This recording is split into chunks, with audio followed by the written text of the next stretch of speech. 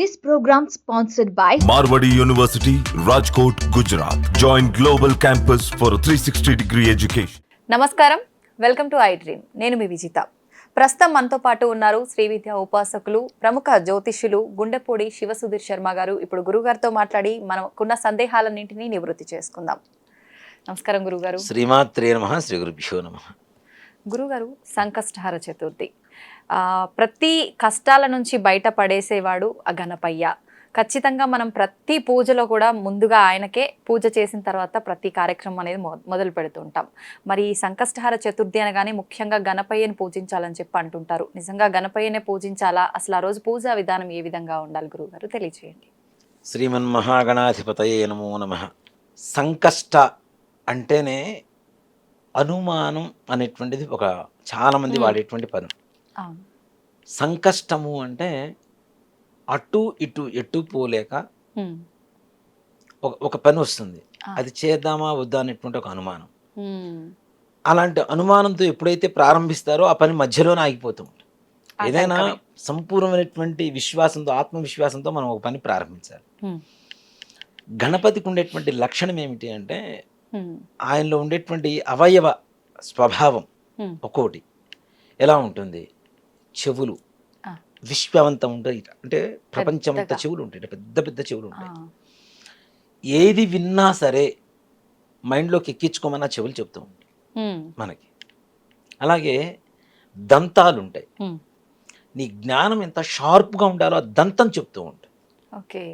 అలాగే తొండం, దేన్నైనా స్వీకరించగలిగినటువంటి శక్తి తొండానికి ఉంటాం కదా. అవును గురుగారు. అంటే మనం ఉండేటువంటి వాటిలో అక్కడ చూడండి, ఏదైనా పదార్థం వేస్తే దానికి ఏం కావాలో అది మాత్రమే ఏనుగు తీసుకుంటాం. అంటే మంచిని మాత్రమే స్వీకరించు అని చెప్పడం అనేది తొండానికి ఉండేటువంటి స్వభావం. అలాగే ఉదరం, ఉదరం అంటే విశ్వం. గ్లోబ్ ఎలా ఉంటుంది మనకి? రౌండ్గా ఉంటుంది. ఆయన పొట్ట కూడా అలానే ఉంటుంది కదా. అంటే విశ్వంలో ఉండవలసినటువంటి లక్షణాలు ఏవైతే నీలో ఉండాలో, మనిషికి ఉండాలో అలాంటి లక్షణాలతో జీవించు అని చెప్పి ఉదరం చెప్తూ ఉంటుంది. అంటే ఆయనలో ఉండేటువంటి ప్రతి ఒక్క అవయవం కూడాను మానవ జాతికి ఒక్కొక్క సందర్భంలో ఇలా ఉండాలి, ఇలా ఉండాలి అని చెప్పి చెప్పగలిగినటువంటి లక్షణాలు కలిగినటువంటి అవయవ స్వభావం ఆయనది. ముఖ్యంగా ఆది పూజ్యో వినాయక. మనం ఏ పూజ చేసినా వినాయకుడికి పూజ చేస్తాం. అంటే సాక్షాత్ పరమేశ్వరుడు సంకల్పించినటువంటి పని కూడా విఘ్నాలు కలగకుండా ఉండాలి అంటే విఘ్నేశ్వరుడికే పూజ చేయాలి. అక్కడ మనం చెప్తూ ఉంటాం వినాయకుడు అని చెప్తూ ఉంటాం, విఘ్నేశ్వరుడు అంటాం. విఘ్నములకు ఈశ్వరుడు. ఈశ్వర శబ్దం అనేటువంటిది ఒక మాట చెప్పాలి అంటే శివుడిని చూసి మనం ఈశ్వరుడు అంటాం కదా. ఈశ్వరుడు అంటే నాథుడు అని అర్థం. ప్రపంచం మొత్తానికి నాథుడు ఆయన. కానీ విఘ్నేశ్వరుడు విఘ్నాలకి నాథుడు ఈయన. ఎక్కడైతే వినాయకుడిని పూజ చేస్తామో అక్కడ విఘ్నాలు అనేటువంటివి తొలగిపోయి అవిఘ్నంగా అనుకునేటువంటి పని సకల కార్యంగా దిగ్విజయంగా పూర్తవుతుంది.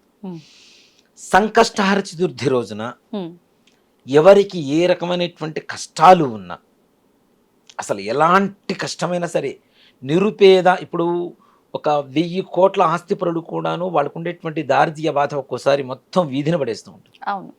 అలాంటి వారైనా, నిజంగానే పూరింటిలో ఉండేటువంటి వాళ్ళైనా సరే, ఇక్కడ ఒక మాట వింటూ ఉంటాను ఎక్కువగా, బీదవాడిగా పుట్టడం నీ తప్పు కాదు, బీదవాడిగా చచ్చిపోవడం మాత్రం నీ తప్పు.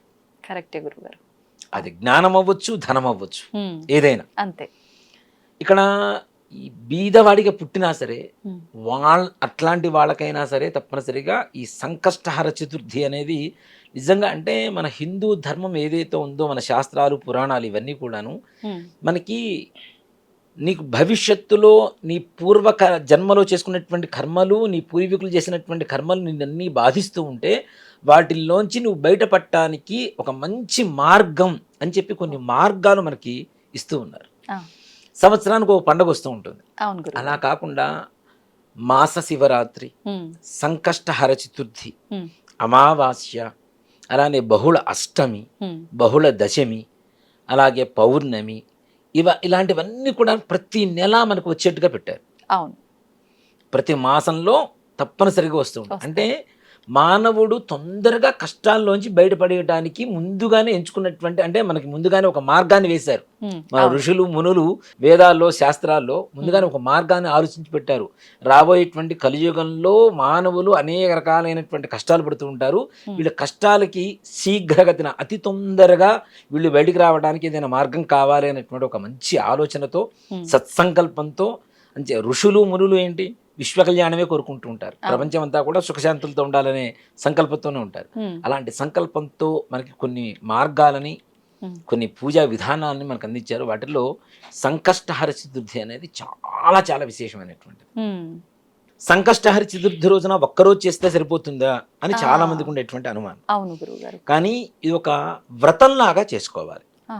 ఈ వ్రతం కూడా ఎలా అంటే 11 సంకష్టహర చతుర్థులు, ఓకే, లేదు 12. ఇప్పుడు మనకి మాఘమాసంలో మహాశివరాత్రి వస్తుంది కదా, అలానే మాఘమాసంలో పౌర్ణమి తర్వాత వచ్చేటువంటి చతుర్థినే అసలైనటువంటి సంకటహర చతుర్థి అని పిలుస్తాం. ఓకే, దీన్ని సంకష్టహర చతుర్థి, సంకటహర చతుర్థి అని పిలుస్తూ ఉంటారు. ప్రతి నెలా కూడాను పౌర్ణమి వెళ్ళిన 4వ రోజు చవితి ఏ రోజైతే వస్తుందో, అమావాస్య ముందు వచ్చేటువంటి చవితి ఏ రోజైతే వస్తుందో ఆ చవితి రోజునే మనకి సంకష్టహర చతుర్థి. ఇక్కడ చూడండి, ఆయన పుట్టిందేమో శుద్ధ చవితి, కానీ మనం చేసేది మాత్రం సంకష్టహర చతుర్థి అమావాస్య ముందు చేస్తాం, కృష్ణపక్షంలో చేస్తాం. ఎందుకని గురువుగారు? దేనికి అంటే కష్టాలు, చంద్రుడితో మనం కష్టాల్ని ఎక్కువగా కొలమానంగా కొలుస్తూ ఉంటాం. పౌర్ణమి ముందు మానసికమైనటువంటి పరిస్థితి ఒకలాగా ఉంటే, పౌర్ణమి తర్వాత అమావాస్య వరకు మానసిక స్థితి వేరేలాగా ఉంటుంది చాలా మందికి కూడా. అవును అవును గురుగారు. దేనికంటే చంద్రుడు, చంద్రమా మనసే జాతః, చంద్రుడు మనస్సుని కారకుడు అవుతున్నాడు కదా. కాబట్టి చంద్ర ప్రభావం మనస్సు మీద పడుతుంది. కాబట్టి పౌర్ణమి ముందు రోజు పెరుగుతుంటాడు కానీ మనం ఉత్సాహంగా ఉంటాం. పౌర్ణమి తర్వాత రోజుకు తరిగిపోతూ ఉంటాడు కదా చంద్రుడు అమావాస్య వరకు, అందుకని ఆ ఉత్సాహం తగ్గిపోతూ ఉంటుంది. ఓకే, సుఖాల్లో ఉన్నప్పుడు దేవుడు అవసరం లేదు, కష్టాల్లో ఉన్నప్పుడు దేవుడు అవసరం కదా. అందుకని కృష్ణపక్షము అంటే చీకటి అని అర్థం. కృష్ణుడు ఏ వర్ణంలో ఉంటాడు మనకి? నలుపు వర్ణం కదా. కృష్ణపక్షము అంటే నలుపు అని అమావాస్యకి సూర్యుడికి చిహ్నంగా చెబుతూ ఉంటాం. అది చీకటికి గుర్తు. కాబట్టి కష్టాల్లో ఉన్నప్పుడు చేసేటువంటి పూజ ఏదైతే ఉంటుందో వాటిని కష్టాల్ని హరించేటువంటి చతుర్థి కాబట్టి సంకష్ట హర చతుర్థి. హరము అంటే హరించడం, తీసేయటం మొత్తం. కాబట్టి కృష్ణపక్షంలో వచ్చేటువంటి చవితికి చాలా విశేషమైనటువంటి ఇది. అలా ఒక మాఘ బహుళ చతుర్థి నుంచి మరలా మాఘ బహుళ చతుర్థి వరకు ఈ యొక్క వ్రతాన్ని చేయడం అనేది చాలా విశేషం. ప్రతి నెల సంకష్టహర చతుర్థి. సంకష్టహర చతుర్థి మరి ఏం చేయాలి, ఎప్పుడు చేయాలి అంటే, ప్రధానంగా ప్రదోష కాలంలో ఏ రోజైతే బహుళ చవితి ఉంటుందో అదే రోజున సంకష్టహర చతుర్థి అవుతుంది. ప్రదోష కాలం అంటే సాయంకాలం. మనకి వినాయకుడికి చంద్రుడు ఎప్పుడు మనకు వచ్చేది? సాయంత్రం పూట. అలాగే వినాయకుడికి మనం చూడండి చాలా మంది కూడాను సాయంత్రం పూటే పూజ చేస్తూ ఉంటాం. అంతకుముందు కూడా మనం చెప్పుకున్నాం, శివ కుటుంబంలో ఉండేటువంటి ప్రతి ఒక్కరికి కూడా ప్రదోష కాలం అనేది చాలా విశేషం. శివరాత్రి ప్రదోష కాలంలో చేస్తాం. సుబ్రహ్మణ్య ఇది సుబ్రహ్మణ్య షష్ఠి, స్కంద షష్ఠి, ఇవన్నీ కూడా సాయంకాల సమయంలో చేస్తూ ఉంటాం. అలాగే మనకి అమ్మవారికి నవరాత్రులు రాత్రిపూట చేస్తూ ఉంటాం. అలాగే గణపతికి కూడా సంకష్టహర చతుర్థి అనేది ప్రదోష కాలంలోనే విశేషమైనటువంటి పూజా కార్యక్రమం చేయాలి. మరి ప్రొద్దు నుంచి ఎలా ఉండాలి? ఉపవాసం అనేది అంతకుముందు మనం చాలాసార్లు చెప్పుకున్నాం. కనీసం ఏదైనా కొద్దిగా అల్పాహారం కానీ, పండ్లు కానీ, పాలు కానీ సేవించి ఉండవచ్చు చక్కగా. ప్రొద్దునే నిద్రలేవటం, ఇంట్లో పూజ చేసుకోవటం. ఈ పూజ చేయాలి అంటే గుడికి వెళ్లాల్సిన అవసరం కూడా లేదు. మనకి గుడికి వెళ్ళడానికి అవకాశం ఉండొచ్చు, ఉండకపోవచ్చు. కనీసం ఇంట్లో అయినా సరే గణపతి ఫోటో పెట్టుకొని గకారాది గణపతి అష్టోత్తరం అని చెప్పి మనకి గూగుల్లో దొరుకుతుంటుంది, పీడిఎఫ్లు లేదంటే పుస్తకాలు దొరుకుతూ ఉంటాయి. గణపతి అష్టోత్తరం అంటే గణపతి అష్టోత్తరంలో ఉండేటువంటి 108 నామాలు గ అనేటువంటి అక్షరంతోనే ప్రారంభం అవుతాయి మొత్తం. గమ్ అనేటువంటిది గణపతి అక్షరం కదా, బీజాక్షరం కదా. కాబట్టి గకారాది గణపతి అష్టోత్తరం ద్వారా శీఘ్రగతిన సకల కార్యాలు దిగ్విజయంగా పూర్తి అవుతాయని చెప్పి శాస్త్రం చెబుతుంది. గకారాది గణపతి సహస్రం ఉంది, గకారాది గణపతి అష్టోత్తరం ఉంది. సహస్రం చేయాలంటే కష్టం కదా అందరికీ కూడా. అందరూ సహస్రనామంలో ఆ నామాలు కూడా చాలా కష్టతరంగా ఉంటాయి పలకడానికి. కాబట్టి గణపతి అష్టోత్తరం లేదు, మాకు ఇంగ్లీష్ మీడియం తెలుగు మీడియం కాదు, మాకు అష్టోత్తరం కూడా చదవటం రాదు, కనీసం ఆడియోతో అయినా సరే మనం పూజ చేసుకోవచ్చు చక్కగా. వింటూ. ఓకే. ముఖ్యంగా గణపతికి చాలా ఇష్టమైనటువంటిది ఏమిటి అంటే దూర్వ బిల్వం అంటే గరిక. గరిక అనేది మనం పూజ చేస్తూ ఉంటాం. పచ్చి దర్భ దొరికింది అనుకోండి, ఓకే, పచ్చి దర్భ దొరికితే దాంతో చేస్తే ఇంకా విశేషం. ఇంకా మంచిది. కానీ పచ్చి దర్భ మనకి అందుబాటులో ఉంటుందా? ఉండదు. ఉండదు. గరిక అయితే ఎక్కడ కావాలంటే అక్కడ ఉంటుంది. అవును. గరిక అంటే కేతుగ్రహానికి ప్రీతికరమైనటువంటి ఒక వస్తువు. ఓకే. కేతువుకు పూజ చేయాలన్నా, కేతుగ్రహానికి హోమం చేయాలన్నా దర్భతోనే చేస్తూ ఉంటాం. అంటే ఆయనకి ఇష్టమైనటువంటి ద్రవ్యం కాబట్టి. ఓకే. ఇక్కడ గణపతి కేతుగ్రహానికి అధిపతి. ఓ, ఓకే. గణపతి. మరి కేతుగ్రహం అంటే ఏమిటి? ముఖ్యంగా మనకి ఏదైతే ఈ సహస్రారం ఉంటుందో దీనికి అధిపతి కేతు అవుతున్నాడు. అంటే జ్ఞాన సాధకుడు, కార్య సాధకుడు కేతు అవుతున్నాడు. ముక్తి సాధకుడు, కామ్య సాధకుడు, యుద్ధకారకుడు, ఇవన్నీ కూడా కేతువే అవుతూ ఉంటాడు. కేతుగ్రహానికంటే కూడాను ఇప్పుడు నేనున్నాను, మా అమ్మగారిని గౌరవిస్తే నేను ఆటోమేటిక్గా పనిచేసి పెడతా ఎవరికైనా. అవునా? మా నాన్నగారిని గౌరవించినా నేను ఎవరికైనా పనిచేసి పెడతా. కేతువు మనకి తొందరగా శీఘ్రగతిన ఆయన అనుగ్రహం కలగాలి అంటే ఆయనకి ఇష్టమైనటువంటి ద్రవ్యంతో ఆయనకి అధిపతి అయినటువంటి మూలాధారానికి అధిపతి అయినటువంటి గణపతికి పూజ చేయడం ద్వారా తొందరగా మనకు పనులు అవుతాయి. ఓకే. ముఖ్యంగా కేతు అంటే సర్పాకారం. మనకి చూడండి, బ్యాక్ బోన్ దగ్గర నుంచి ఇది మొత్తం చూసుకుంటే సహస్రారం, ఇక్కడ వచ్చేసరికి పాములాగా ఉంటుంది. అవునా? ఈ కేతు ఎప్పుడైతే ఈ సహస్రారంలో మనకి ఉండేటువంటి జ్ఞానం వికసింపబడుతుందో ఆటోమేటిక్ అనుకునేటువంటి సకల కార్యాలు దిగ్విజయంగా పూర్తి చేయగలుగుతాం. ఏకాగ్రత కలుగుతుంది. ఏది కోరుకోవాలో తెలుస్తుంది. ఓకే. క్లారిటీ వస్తుంది. ఇందాక చెప్పా కదా, సంశయాత్మకమైనటువంటి ఒక పరిస్థితిలో ఉండకుండా ఒక క్లారిటీతో ఆత్మవిశ్వాసం పెరుగుతుంది గణపతికి పూజ చేయడం ద్వారా. మనం చెప్పుకునేటువంటి సంకల్పం, అది సంతానం కావచ్చు, వివాహం కావచ్చు, లేదా రుణ బాధలు కావచ్చు, మంచి ఉద్యోగం కావచ్చు, ఏ పనైనా సరే మనం అది ఇది అని చెప్పడానికి ఏం లేదు. ఏ పని అనుకున్నా సరే పిల్లలు కూడా చేయొచ్చా గురుగారు చదువు విషయంలో? తప్పనిసరిగా. పిల్లలు అంత శ్రద్ధగా చేయాలంటే, పొద్దునుంచి ఉపవాసం ఉంచాలంటే వాళ్ళని కష్టం. వాళ్ళ బదులు వాళ్ళకి ఇంట్రెస్ట్ ఉండి వాళ్ళు చేసుకుంటే బ్రహ్మాండంగా చేసుకోవచ్చు. ఈ గకారాది గణపతి అష్టోత్తరంతో గరికతో పూజ చేసి స్వామివారికి ఉండ్రాళ్ళు, బియ్యప్రభ, ఇంట్లో బియ్యం లేకుండా ఎవరింట్లో ఉండో బియ్యప్రభ చేసుకొని బియ్యప్రభతో ఉండ్రాళ్ళు చేసి దాని మీద కొద్దిగా బెల్లం ముక్క పెట్టి, మనం గణపతికి ఇష్టం కదా అని చెప్పి చెరుకు ముక్కలు తీసుకురావాల్సిన పని లేదు, కొబ్బరికాయలు తీసుకురావాల్సిన పని లేదు, అరటిపండు తీసుకురావాల్సిన పని లేదు. ఇంట్లో ఉండేటువంటి ఈజీగా ఉండేటువంటి ద్రవ్యాలు ఈజీగా తొందరగా వండుకునేటువంటి అవకాశం కూడా ఉంటుంది. బియ్యప్రభను ఉడకబెట్టి కొద్దిగా పచ్చిపప్పు, వాము వేసేసి ఉడకబెట్టేసి వాటిని కొద్దిగా చిన్న చిన్న ఉండ్రాలు చేస్తే స్వామివారికి సరిపోతుంది కదా. దాని మీద అన్నిటికంటే ఆయనకి ఇష్టమైనటువంటి ద్రవ్యం ఏంటంటే బెల్లం, మధురం. ఈ బెల్లాన్ని పెట్టేసి స్వామివారికి నివేదన చేసి ధూపం, దీపం, నైవేద్యం చేసి ఆ యొక్క ప్రసాదాన్ని మనం స్వీకరించడం ద్వారా, ఇది కూడా ప్రదోష కాలంలో మాత్రమే, సాయంత్రం 5:45 నుంచి 6:45 వరకు ఉండేటువంటి సమయాన్ని ప్రదోష కాలం అంటాం, సంధ్యా సమయం అంటాం కదా. అక్కడ కూడా చూడండి, సంధ్యా సమయంలోనే పూజ చేయమని చెబుతున్నాం మనం. దాన్ని అసుర సంధ్య వేళ అంటాం. అసురులు అంటే రాక్షసులకు సంధ్య వేళ. అది ఒక మాట చెప్పాలంటే ఆ సమయంలో దీపం పెట్టడం ద్వారా మనకి రాక్షసులంతా కూడా వెళ్ళిపోతారు. అంటే అజ్ఞానం అనేది పోతుంది, చీకటి పోతుంది, జ్ఞానం వెలుగుతోంది దీపం ద్వారా. మన జ్ఞానం అనేది తొందరగా వికసింపబడుతుంది గణపతికి పూజ చేయడం ద్వారా.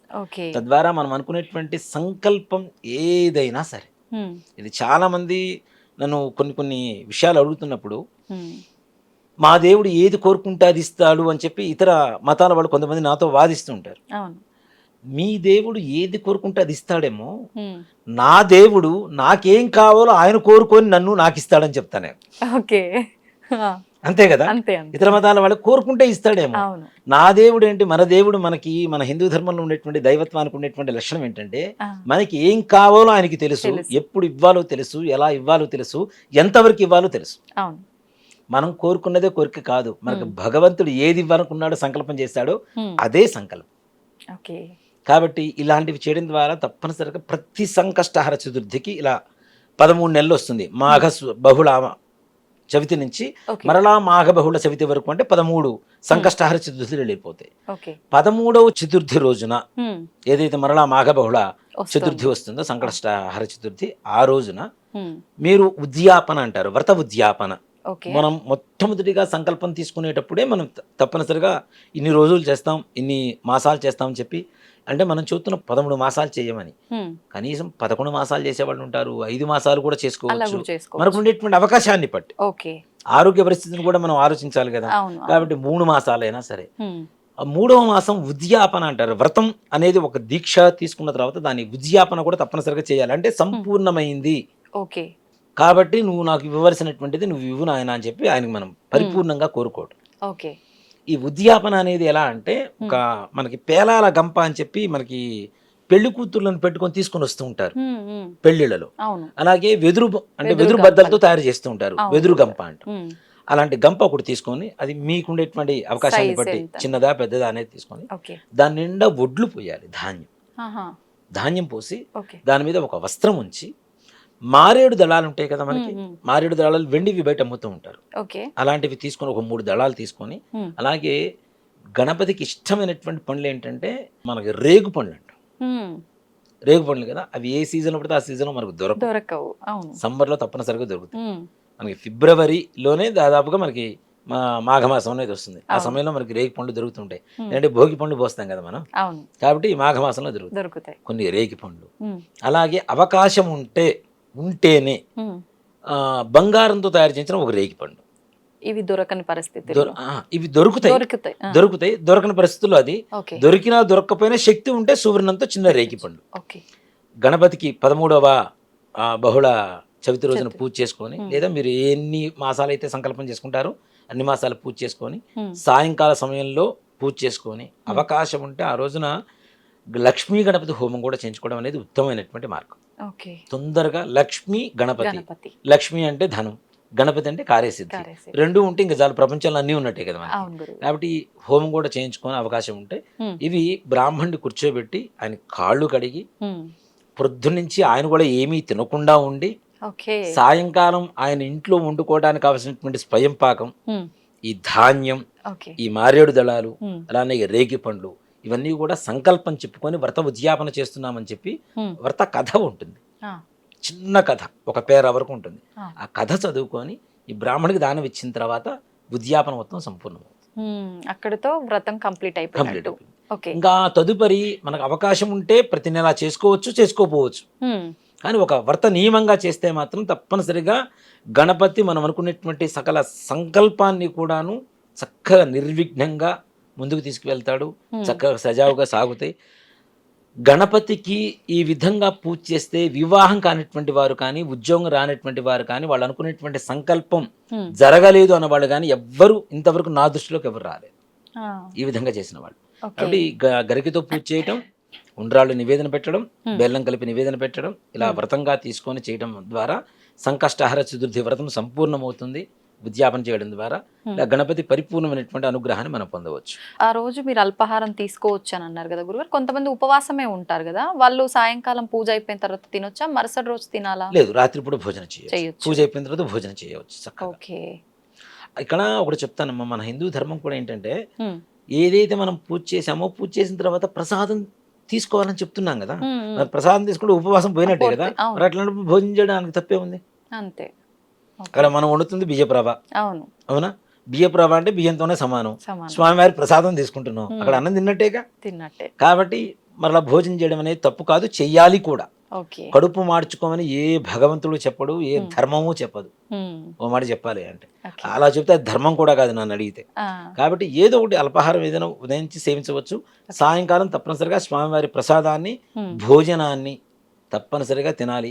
లోపల మనకి ఆత్మారాముడు ఉంటాడు, ఈ ఆత్మారాముడు శోభ పెడుతూ మనం ఎన్ని పూజలు చేసినా ఏ రకమైనటువంటి ఉపయోగం అయితే ఉండదు.